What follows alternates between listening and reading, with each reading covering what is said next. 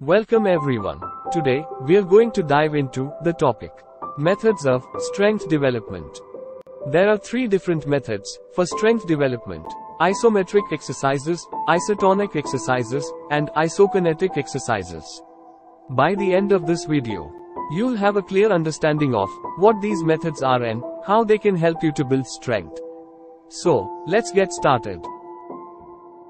First, let's talk about isometric exercises.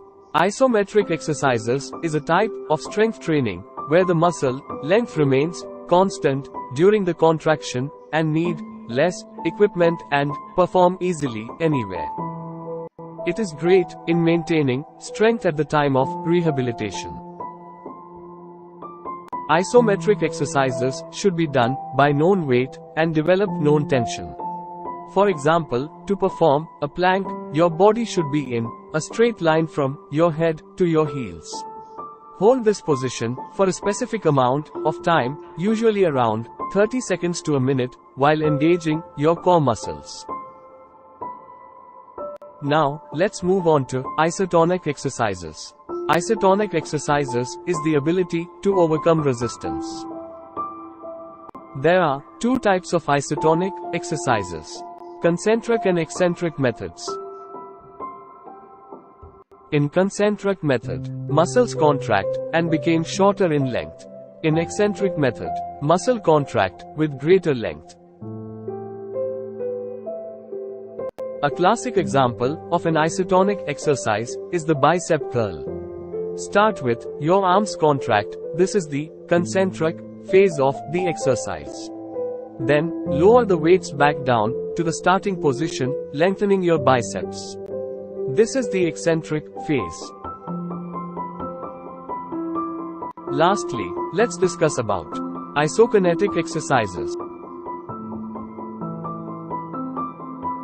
Isokinetic exercises involves performing movements at a constant speed against maximal force throughout the range of movement. This method is often used in rehabilitation settings and requires special machines are necessary for using this method. Here, I am using an isokinetic leg press machine. The machine ensures that I am pushing against a set resistance throughout the entire movement at a constant speed.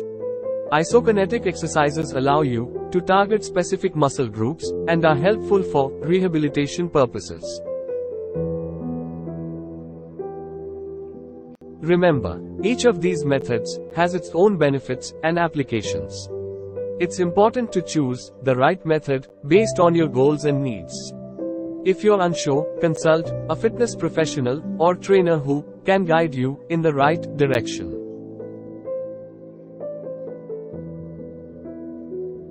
That's it for today's lesson on strength development methods.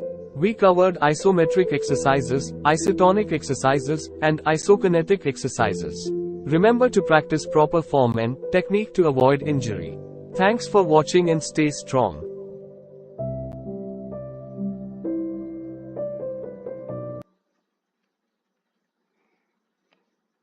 Sports training is a highly specialized and methodical procedure for preparing athletes for the goal of A. Achieving predetermined goals. B. Shining athletes' personality. C. Showcasing athletic achievement. D. Enhancing performance in sports. A weightlifter wants to enhance their ability to rapidly generate force during lifts. Which strength development method should they prioritize? A. Isotonic training with thrust. B. Plyometric training. C. Isokinetic training. D. Isometric training.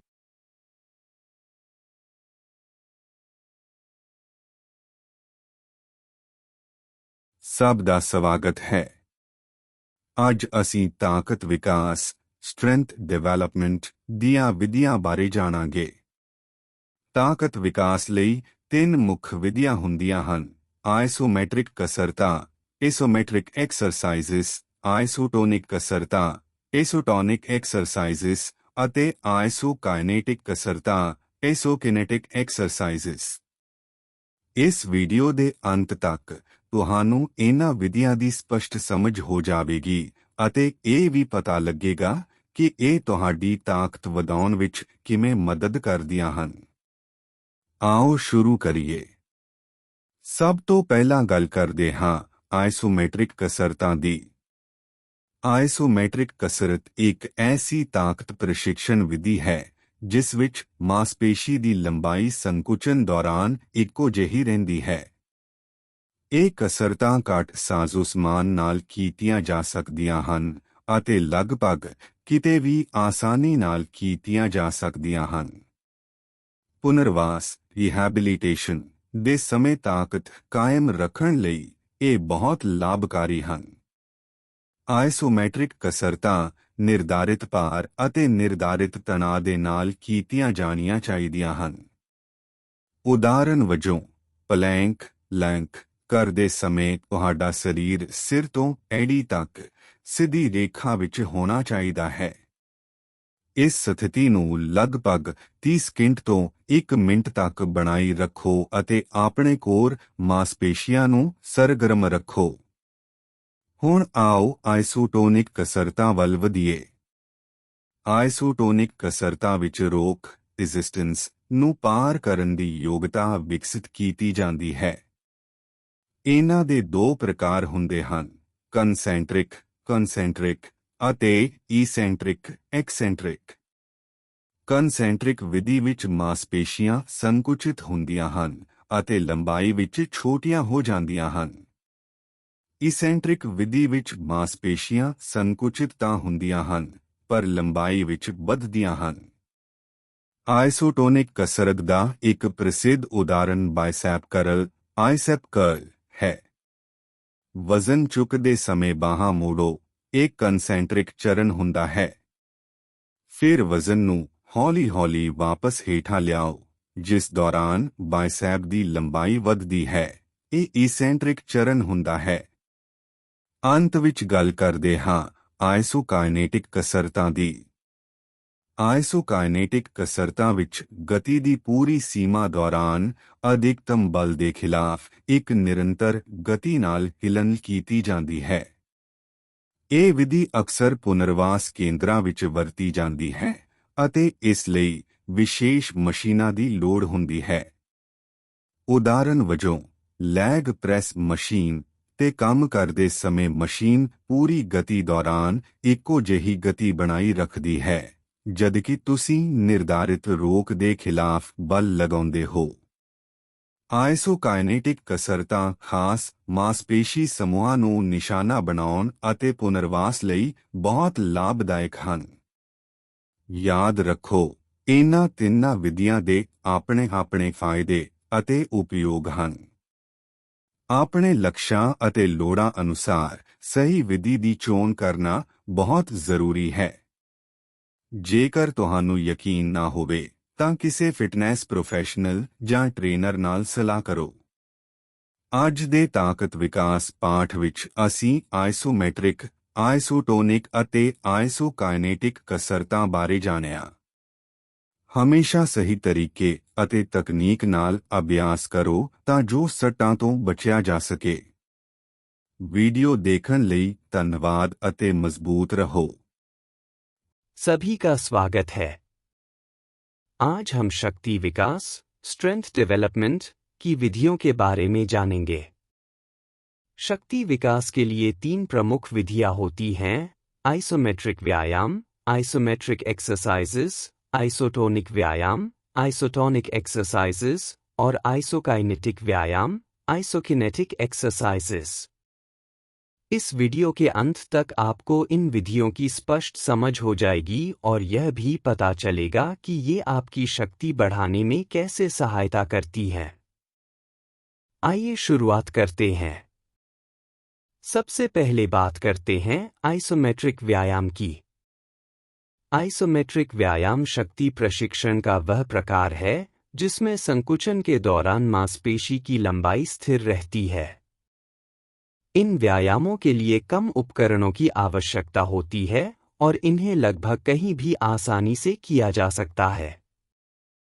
पुनर्वास, rehabilitation के दौरान शक्ति बनाए रखने के लिए यह विधि बहुत उपयोगी है।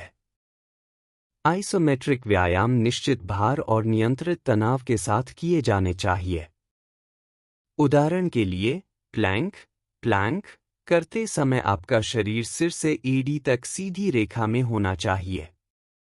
इस स्थिति को लगभग 30 सेकंड से 1 मिनट तक बनाए रखें और अपने कोर मांसपेशियों को सक्रिय रखें। अब आइए आइसोटोनिक व्यायामों की ओर बढ़ते हैं। आइसोटोनिक व्यायामों में प्रतिरोध, रेजिस्टेंस को पार करने की क्षमता विकसित की जाती है। इसके 2 प्रकार होते हैं, कॉन्सेंट्रिक और एक्सेंट्रिक। कॉन्सेंट्रिक विधि में मांसपेशियां संकुचित होकर छोटी हो जाती हैं। एक्सेंट्रिक विधि में मांसपेशियां संकुचित तो होती हैं, लेकिन लंबाई में बढ़ती हैं। आइसोटोनिक व्यायाम का एक सामान्य उदाहरण बाइसेप कर्ल है। वजन उठाते समय भुजाओं को मोड़े, यह कॉन्सेंट्रिक चरण होता है। फिर वजन को धीरे धीरे नीचे लाए, जिससे बाइसेप की लंबाई बढ़ती है, यह एक्सेंट्रिक चरण होता है। अंत में बात करते हैं आइसोकाइनेटिक व्यायाम की। आइसोकाइनेटिक व्यायामों में गति की पूरी सीमा के दौरान अधिकतम बल के विरुद्ध स्थिर गति से आंदोलन किया जाता है। यह विधि प्रायः पुनर्वास केंद्रों में उपयोग की जाती है और इसके लिए विशेष मशीनों की आवश्यकता होती है। उदाहरण के लिए, लेग प्रेस मशीन पर कार्य करते समय मशीन पूरी गति के दौरान समान गति बनाए रखती है, जबकि आप निर्धारित प्रतिरोध के विरुद्ध बल लगाते हैं। आइसोकाइनेटिक व्यायाम विशेष मांसपेशी समूहों को लक्ष्य बनाने और पुनर्वास में सहायता करने के लिए अत्यंत उपयोगी है। याद रखें, इन तीनों विधियों के अपने अपने लाभ और उपयोग हैं। अपने लक्ष्यों और आवश्यकताओं के अनुसार सही विधि का चयन करना महत्वपूर्ण है। यदि आपको संदेह हो, तो किसी फिटनेस विशेषज्ञ या प्रशिक्षक से सलाह लें। आज के शक्ति विकास पाठ में हमने आइसोमेट्रिक, आइसोटोनिक और आइसोकाइनेटिक व्यायामों के बारे में सीखा।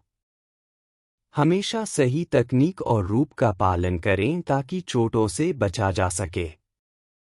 वीडियो देखने के लिए धन्यवाद और मजबूत बने रहें।